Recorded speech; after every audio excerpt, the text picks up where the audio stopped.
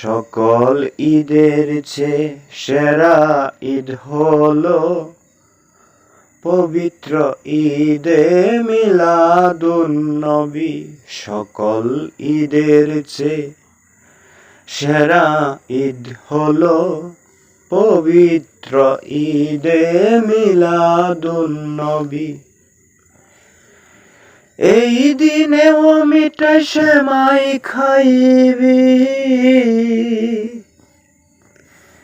এই দিনে ও মিঠাই সেমাই খাইবি, মুবারক জানাই ইয়া হাবিবি। সকল ঈদের চেয়ে সেরা ঈদ হলো পবিত্র ঈদে মিলাদুন্নবী। সকল ঈদের চেয়ে সেরা ঈদ হলো পবিত্র ঈদে মিলাদুন্নবী।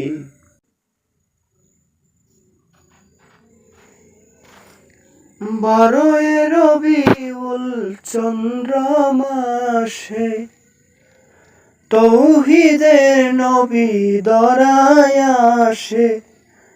12 রবিউল চন্দ্র মাসে তৌহিদের নবী ধরায় আসে। কি খুশি রব আমরা মিশে, ওরে হাসি খুশি রব আমরা মিশে, মুবারক জানাই ইয়া হাবিবি।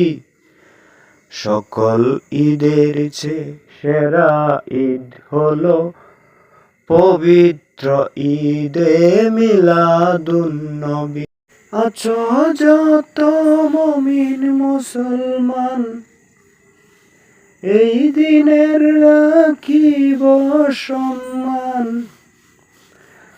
আছো যত মুমিন মুসলমান, এই দিনের রাখিব সম্মান। পাগল মুক্তার গাই নবীর শান, ওরে পাগল মুক্তার গাই নবীর শান।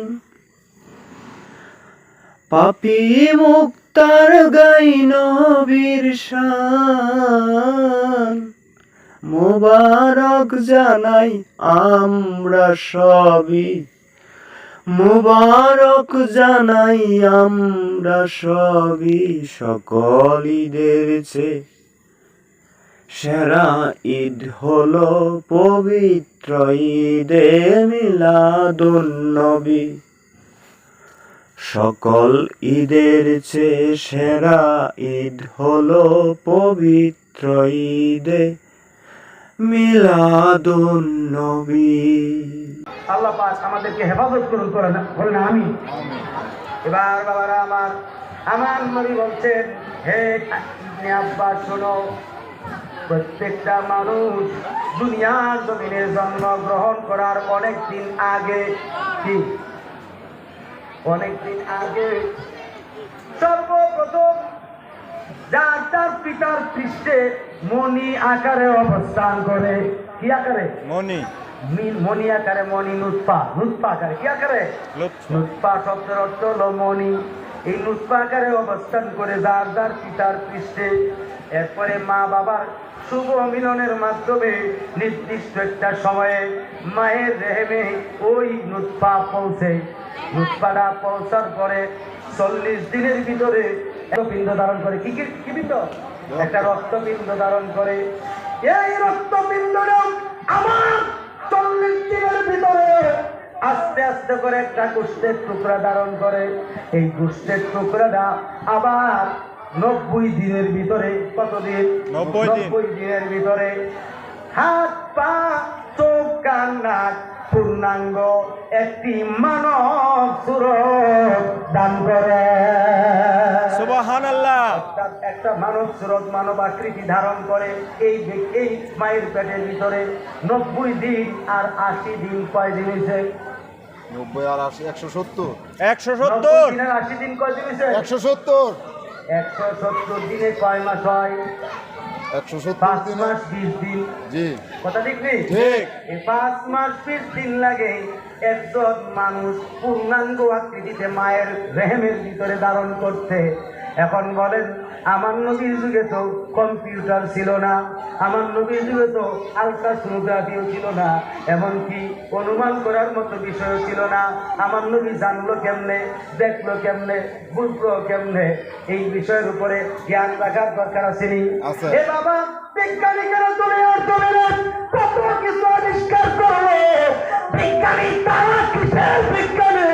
সমস্ত বিজ্ঞানীদের বাবার বাবা তিনি হচ্ছেন মুহাম্মদুর রাসূলুল্লাহ সাল্লাল্লাহু তাআলা আলাইহি ওয়াসাল্লাম। আমার নবীর মতো এত বড় বৈজ্ঞানিক আল্লাহর সৃষ্টিতে আর কেউ না। ঠিক আপনারা বলেন ঠিক না বেটি? ঠিক আর জোরে বলেন ঠিক না?